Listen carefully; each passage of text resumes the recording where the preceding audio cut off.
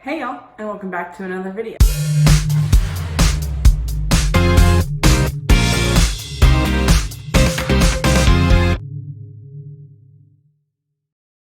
So I know that it's been a minute since I posted last, and by a minute I mean a month, but I'm back, we're here, and I'm going to kind of tell you a little bit about like where I've been mentally and like the stuff that has been going on in my life. So first, I kind of want to talk about like what's happened in my family in the past week.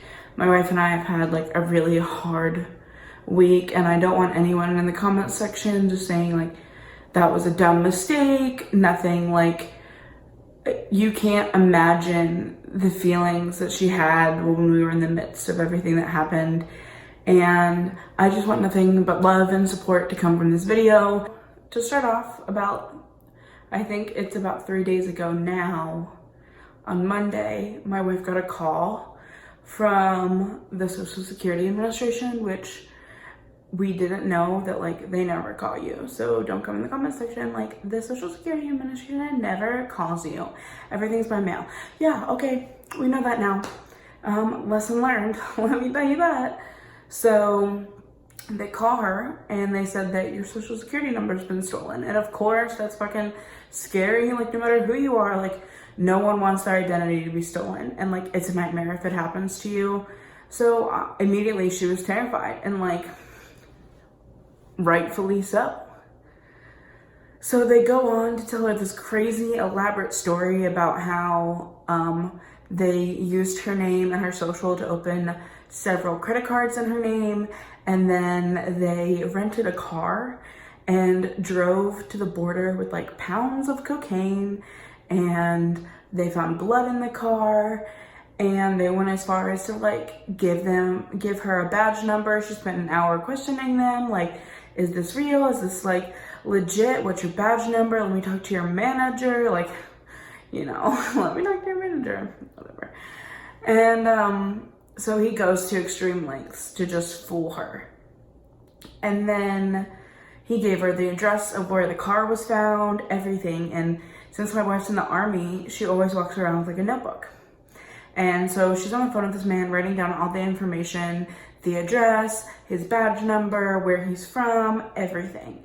So luckily she wrote down everything. And so then they told her that she had 2 hours before all of her accounts were going to be frozen, meaning lines of credit, our bank accounts, her Social Security number. And like, that's terrifying, because they were telling her that she was going to have to get a new Social Security number, and we leave to move to Alaska in a week. A week.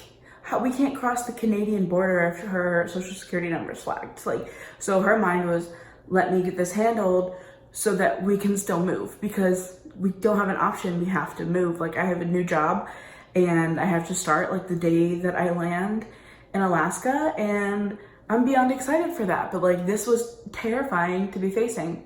So she was trying to handle it the quickest way that she could by just listening to these people that assured her she was from the US government.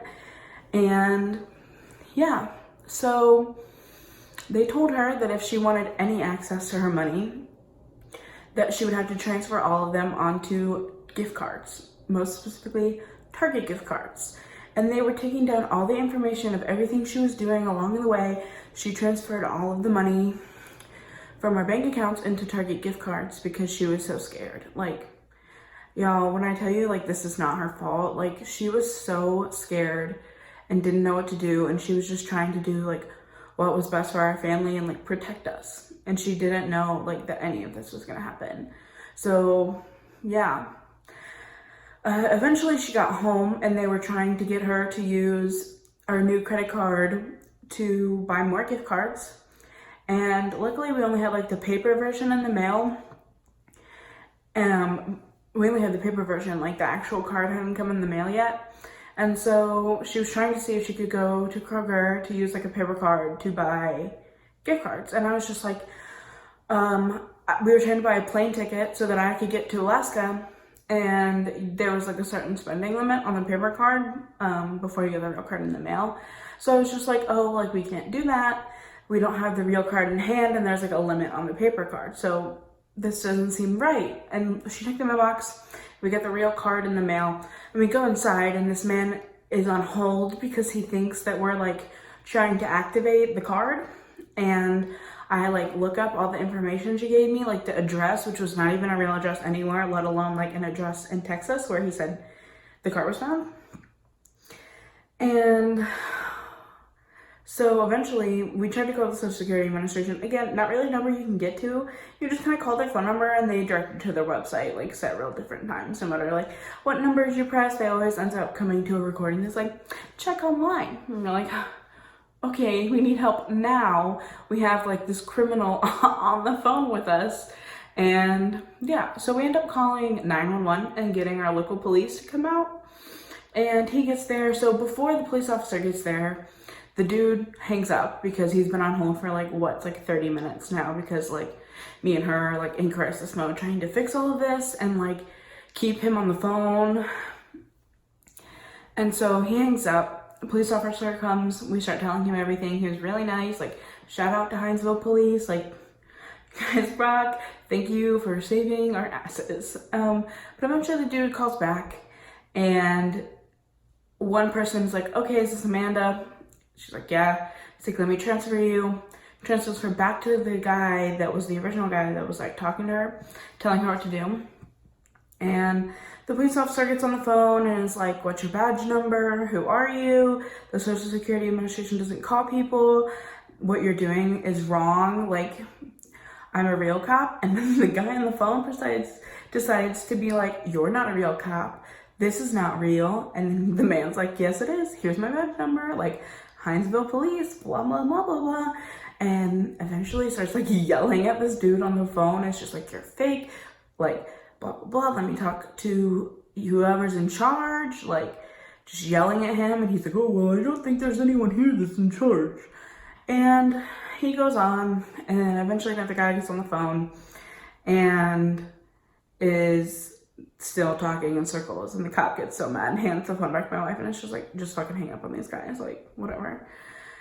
And so while my wife's like there talking to the cops, I'm now dealing with CVS and Target to try to track down our money because they instantaneously like unloaded the gift card, so they stole all of the money in our checking and savings account that we were going to use on our move and to pay our bills, because we're still in the process of selling our house here before we leave. So essentially we're gonna have a mortgage here and then rent up there, and that already sucks. Now we have no money. So like, just when we thought this week couldn't get any worse, we got past that. She got home. I was just like, you know, you were honestly scared. Like, you didn't know any better. Like, you know, you thought you were handling this the best way that you could, and like, we will be okay. We'll be okay because she's steady income, and like, I'm starting work as soon as we get there so that I'll be able to like, you know, help us get back on our feet, and we can put that immediately back into our savings. Like, it'll work out. And so a day goes by. Yesterday was really calm. We were just like, you know, still in shock from everything that happened, but like doing okay. So like, that was already behind us. At this point, we're just excited because we're like, we leave for Alaska in a week, and we couldn't wait. We're just so excited. So my best friend's husband had oral surgery. Shout out to you, Allie and Jake. I hope that you're doing better.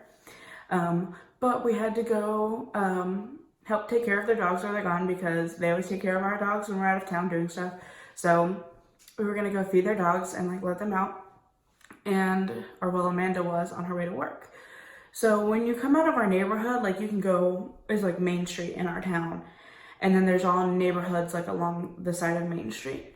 And lately in my town, they've been building sidewalks everywhere so that people can like walk around town, because it's not that big. So like, they just wanted to provide a safe way for people to like walk down Main Street.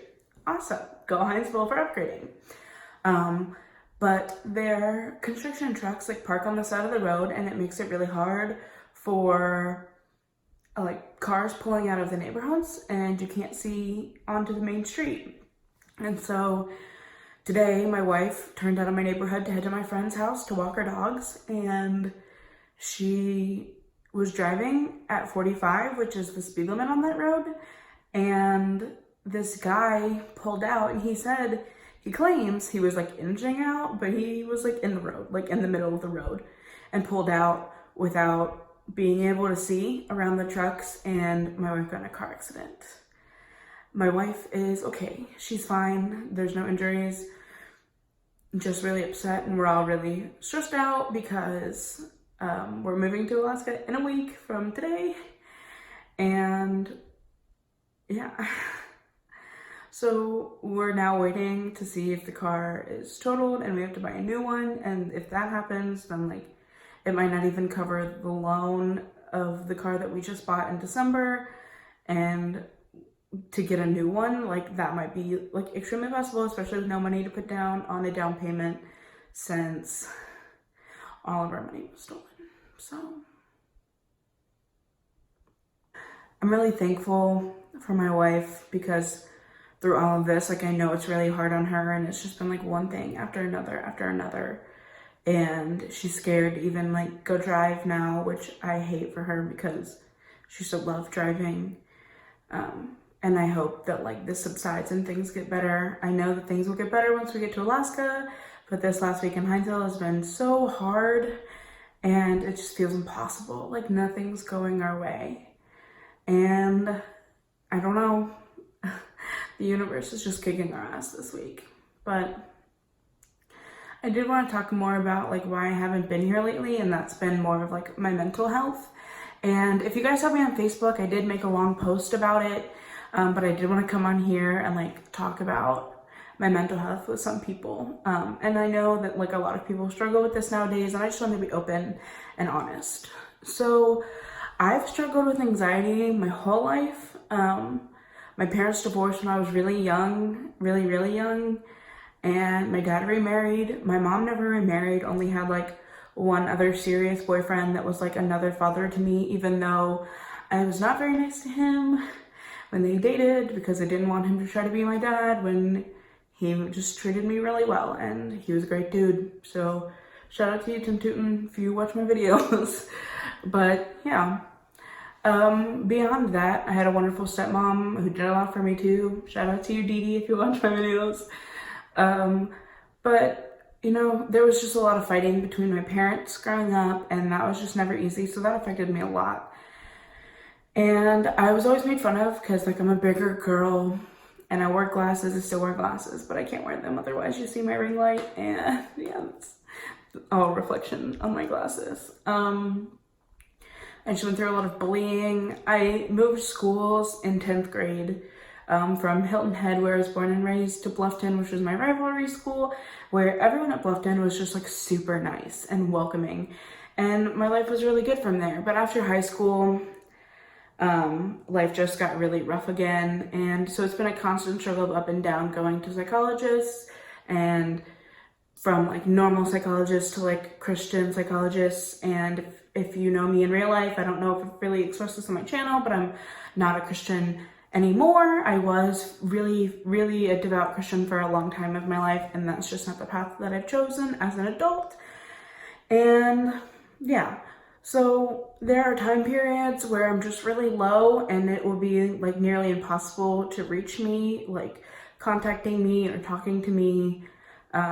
I'm a very closed off person, so I seem really like open and like friendly, but I withhold a lot of information from people. So people that are really close to me still aren't that close because they still don't know that much about my life or what I'm feeling or what I'm thinking. And it's not easy. I know there are days where I don't want to get out of bed, and I don't, and I just lay in bed and be miserable. And I know that like when I'm in a low, it can be hard to even do minimal things like showering, and I could be disgusting and be revolted by myself, but I still can't get myself to shower because it feels like there's an elephant on my back, and then the idea of standing up in the shower is just too much. It's overbearing. And you know, I know that I'm not the only one that feels that way. I know there's other people out there that understand this. I don't have a diagnosis on what's wrong with me. where sometimes I just don't feel anything, and I try to overcompensate with multitudes of things. I used to drink more than I probably should have, and at times that weren't appropriate. I think that it's really important to talk about these things, because if you don't share your struggle and you just keep it all inside, then you're not going to get help. You're not going to get better.